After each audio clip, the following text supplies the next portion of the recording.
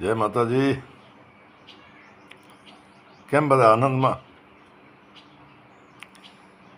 મિત્રો, આપણો તો આ જ સ્ટુડિયો, આ દરવાજો, આ ઉંબરો નાના ઉપર બેઠા. હાલો મેં થોડીક વાતો કરી. મિત્રો, આજે બેઠા બેઠા આ જીવ છે ને, મન છે માણસનો, એ કઈક જાતના વિચાર કરતો હોય. આજે મારા બાળપણ વખતે જોયેલા એક સાધુ,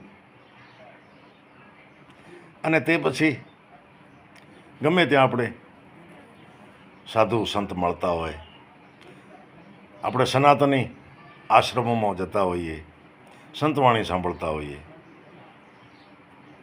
એટલે બેઠા બેઠા મને વિચાર આવ્યો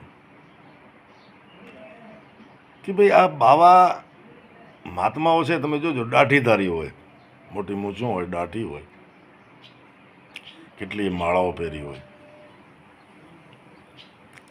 એટલે ભગવાને કયા શાસ્ત્રમાં લખ્યો છે કે તમારે દાઢી જ રાખવી, માળાઓ જ પહેરવી, ના કે તમને ભગવાન નહીં મળે, સ્વર્ગમાં તમને નહીં આવવા દે, એવો ખરો? મિત્રો, દાઢી વગરના, માળા વગરના એક સંત જે જોયા, એ સંતના મને 2-3 વખત દર્શન થયા. બહુ મોટી હસ્તી છે, પણ એમને પ્રસિદ્ધિની જરૂર નથી. એમને અડધી દુનિયા ઓળખે, ભારત તો ઓળખે, પણ બીજો આ વિશ્વ છે એમાંથી અડધો વિશ્વ ઓળખે. પરમ પૂજ્ય શ્રી સચ્ચિદાનંદજી મહારાજ, દંતાલી એમનો આશ્રમ છે. હું તો આશ્રમમાં ગયેલો નથી. મેં બાપુના 1970 ને 73ની વચ્ચે, હવે 71માં હોય અથવા 72માં, અમે જ્યારે સોઈગામ રહેતા ત્યારે મિત્રો પહેલી વખત ડૉક્ટરો જે છે ને, એ ડૉક્ટરોની ટીમ અને સેવા અમે પહેલી વખત જોઈ. એ બાપુ લઈ આવેલા. અને સદભાગ્યે મારા જ પરિવારમાં એક ડિલિવરી નથી થતી, અમારા જ પરિવારમાં. એ પ્રથમ વખત સિઝેરિયન જો ઓપરેશન કરાયું હોય ને ડૉક્ટરોએ, અને સફળ ઓપરેશન, તો એ સ્વામી સચ્ચિદાનંદજીની કૃપાથી. કારણ કે એમણે કેમ્પ રાખેલું. એ વખતે તો માણસોમાં બહુ ટીબી, ક્ષય, આવી બીમારીઓ ઘણી. મિત્રો, એ સેવા બાપુની એ વખતે મેં જોઈ. આજે તો સગવડ છે, દુનિયા પાસે રૂપિયા છે માણસો પાસે. સાહેબ, એ વખતે છેવાડાના ગામડા, કોઈ મેડિકલની સુવિધા નહીં. એ વખતે બાપુ આ બધુંય ત્યાં લઈ આવેલા.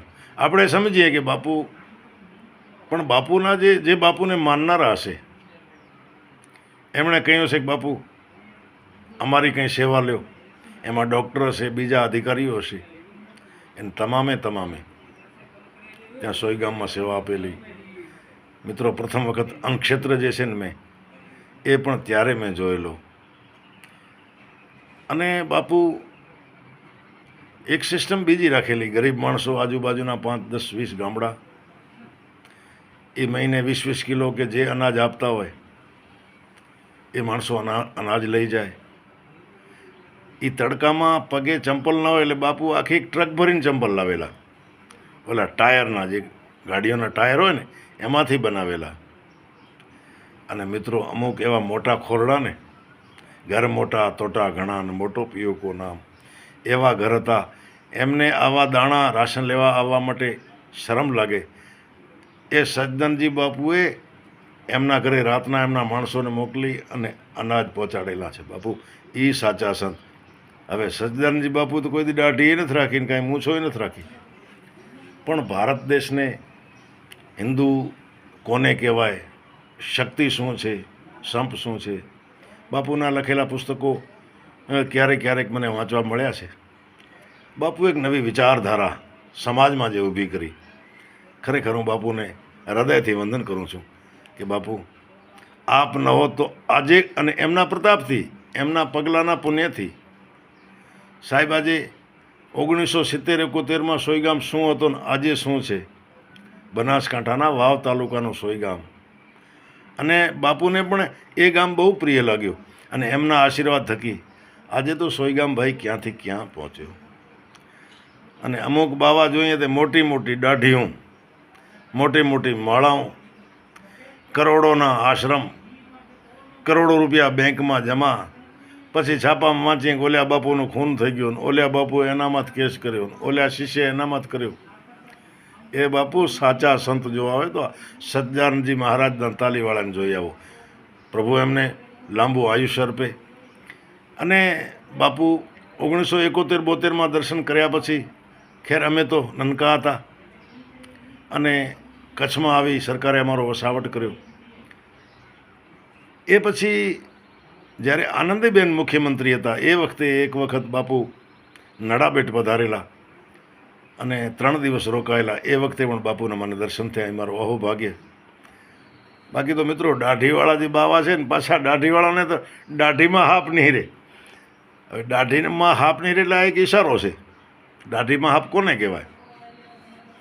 બીજાના દુઃખ દર્દ દૂર કરવાના દાવા કરે, એને દાણા જોવે, એને વિધિ બતાવે, એને બાધા લેવડાવે, અને ઘરમાં ધૂળ ઉડી ગઈ હોય ખબર ન પડે, બીજાના દુઃખ દૂર કરતા હોય, પોતાના ઘરે તો કાંઈ ન રહ્યું હોય, સમજ્યા? બધી રીતે પૂરા થઈ ગયા હોય. એટલે મિત્રો સાચા સંત. આજે બેઠા બેઠા મને વિચાર આવ્યો, બાપુ સચ્ચિદાનંદજી યાદ આવ્યા. એટલે મેં કીધું આપની સાથે થોડી સચ્ચિદાનંદજી વિશે વાત કરું. આપે પણ દર્શન કર્યા હશે, એમના સત્સંગનો લાભ લીધો હશે. મને પણ એકાદ વખત મળ્યો એટલે હું મને પોતાની અહોભાગ્ય મારું કે બાપુનો મને સત્સંગનો લાભ મળ્યો હતો. તો મિત્રો આપણા કોઈ વેદશાસ્ત્ર એમ નથી કહેતા કે તમે દાઢી, મૂછ, લાંબી લાંબી દાઢીઓ, માળાઓ, સારા સારા વસ્ત્રો પહેરશો તો જ ભગવાન મળશે. મેં નડાબેટમાં બાપુને જોયા, સચ્ચિદાનંદજીને, સહજ ભાવે. એમની સાથે એમના ભક્તગણ, એમને માનનારા ઘણા બધા અમદાવાદ, મહેસાણાથી આવેલા, એમની સાથે હળીમળીને વાતો કરતા હતા. આપણાને એમ લાગે કે આવડા મોટા સંત એમની સાથે સહજ ભાવથી વાતો કરતા, બાળકો સાથે, વડીલો સાથે. સાચા સંત એ કહેવાય. સંતની વ્યાખ્યા મને લાગે છે એ પ્રમાણે તો સંત આવા હોવા જોઈએ ભાઈ. બાકી દાઢી મૂછવાળા હોય તો જ સંત છે, એને જ સ્વર્ગમાં આવવા દે છે, બીજાને નહીં આવવા દે. તો મિત્રો ખરેખર જો વંદન કરવા યોગ્ય હોય તો સ્વામી સચ્ચિદાનંદજી, જેને આજે ભારત તો ઓળખે પણ અડધું વિશ્વ ઓળખે. તો મિત્રો સચ્ચિદાનંદજીના શ્રીચરણોમાં હું વંદન સાથે ભગવાન પાસે પ્રાર્થના કરું કે બાપુને હજી લાંબુ જીવાડે. એમના જેવા સંતની જરૂર છે. અને બાપુએ જો સંન્યાસ છે ને ભાઈ, એ યુવાનીમાં બાપુ જે સિચ્યુએશનમાં લીધું અને એને પાછા પચાવી શક્યા, જાળવી શક્યા. ઘણા દિવસ ગુરુને બનાવ્યા. એ આ બાપુની જીવનકથાને આપણે વાંચીએ. યોગ્ય ગુરુ ગોત્યા, વેદાંતનો અભ્યાસ કર્યો, પ્રકાંડ પંડિત બન્યા અને એ પછી સંન્યાસ ધારણ કર્યો. બાપુ ધારે તો અબજો રૂપિયા એમની પાસે હોય. 1971-70ની વાત કરું તો બાપુના સેવકમાં એક ઊંઝાના હતા પટેલ, મોહનભાઈ હરિભાઈ પટેલ, પટેલ બિલ્ડિંગવાળા. અને બાપુની જ કૃપાથી હું એમને ત્યાં, ખરેખર તો મને નોકરી કરવા માટે લઈ ગયા હતા, પણ મને ભણવાનો લાવો જો મળ્યો ને થોડો વધારે તો એ ઊંઝામાં મળ્યો.